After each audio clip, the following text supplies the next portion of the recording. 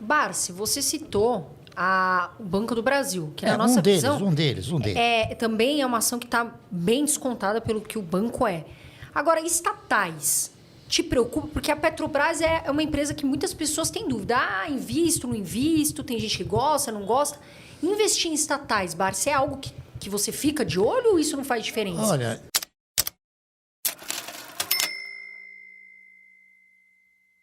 eu acredito que investir em estatais na Holanda, na Alemanha, na Bélgica, nos países desenvolvidos, onde os administradores são administradores competentes, vale a pena. Mas no Brasil, eu penso da seguinte maneira. Há não muito tempo atrás, e isso não mudou, nós tínhamos a Petrobras, por exemplo. Quem você acha que é o controlador da Petrobras? Eu entendo que o governo. O Tesouro Nacional, para ser mais específico. Mas quem é o dono? O dono é o povo, né? Não, o dono era o PT. Ah, tá. Tá entendendo? Então, falta credibilidade na administração dessas empresas. Tá entendendo? Eu vou te dar outro exemplo. A Eletrobras tem a mesma conotação. O controlador é o Tesouro Nacional, mas o dono era o PMDB. Por quê? Porque tinha um bando de PMDBistas lá que, entendeu? Ficava pendurado lá nas tetas da vaca. Tá entendendo? E por isso que não querem privatizar, né, Barsi? Faz sentido, né? Porque não querem perder a teta, lógico. né? Agora parece que os políticos já não exercem tanto essa questão. Mas tem alguém que exerce essa questão. Então, se você for fazer uma avaliação hoje, o governo continua sendo o controlador, mas os sindicatos são os donos, entendeu? Então, volto a repetir, num país como a Holanda, a Alemanha, a Bélgica, eu compraria ações dessas empresas. Só que aqui no Brasil é difícil você recomendar. Veja o que eu vou dizer para você. Você citou numa das suas questões primeiras um negócio fundamental, o preço. Né? Eu tenho ações da Eletrobras, entendeu?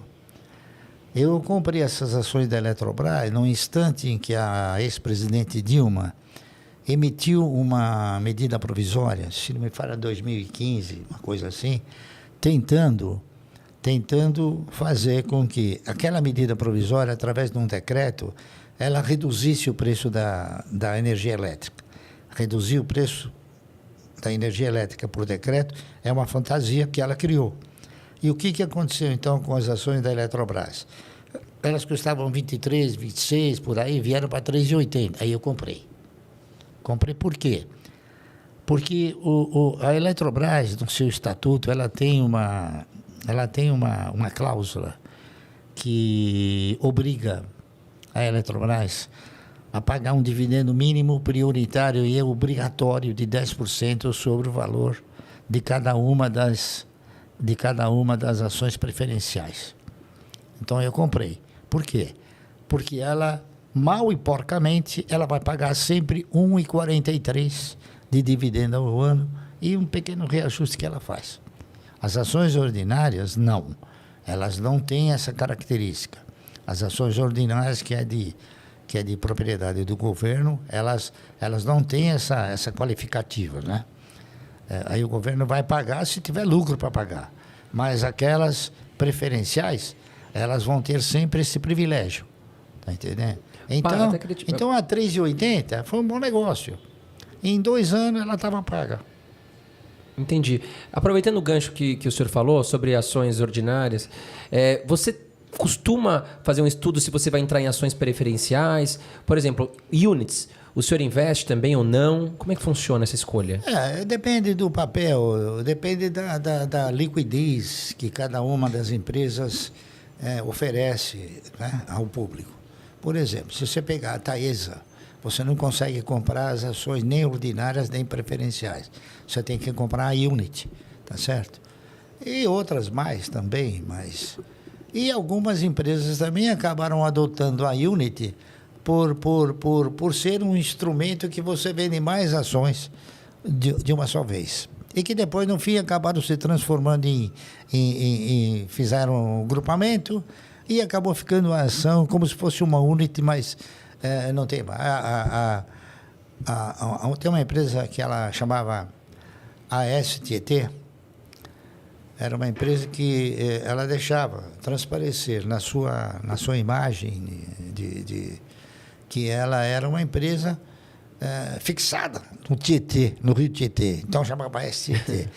Então a S Corporation, que é dona dela, uma empresa americana, eles resolveram modificar o nome para AS Brasil, porque produzia um sentimento de Brasil e não de Tietê, porque eles estão investindo em outras matrizes energéticas, não é isso?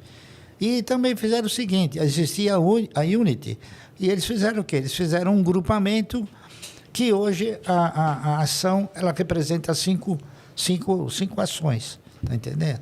Legal. Então, são formas de... Formas de... Desculpa, perdão. Não, são formas de você administrar, né? E hoje, então, quem compra uma ação da S Brasil compra o equivalente ao passado de uma unit que valia 5, certo? Barsi, nós falamos aqui do setor de varejo, que você não gosta, varejo eletrônico, linha branca, vamos falar assim, geladeira, fogão. Mas quais são outros setores, né, fora o varejo eletrônico, digamos assim, que o senhor considera os piores setores para se investir na Bolsa? Aqueles arriscados que você não olha? Olha, eu acho... Tem um setor que tem um ditado que de tudo que sobe cai, né? O setor de aviação, por exemplo, né? Não digo que todo vai cair. Mas o setor de aviação, ele sempre foi muito afetado pela ingerência do governo, né? A ANAC, o preço da passagem, o preço do combustível, um monte de coisas, né? A última carga negativa que a gente observou sobre as ações do setor de aviação foi a pandemia, não é isso? Que eliminou a possibilidade de muita gente fazer viagens, etc. Então, é um setor que eu não aprecio muito, tá entendendo?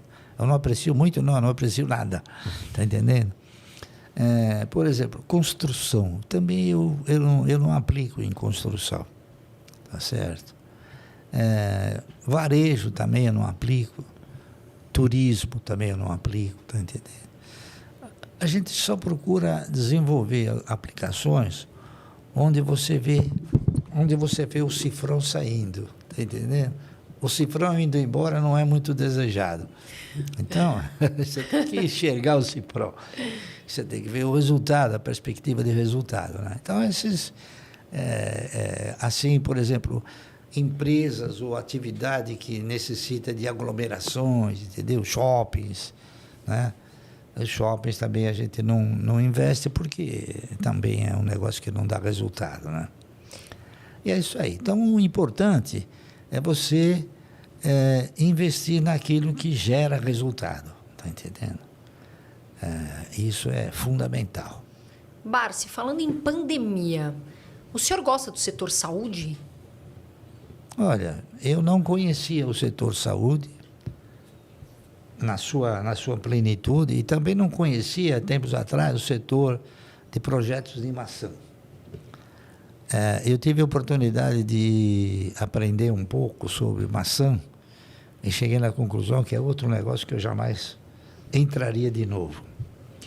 O setor de saúde também é um setor que, dependendo, claro,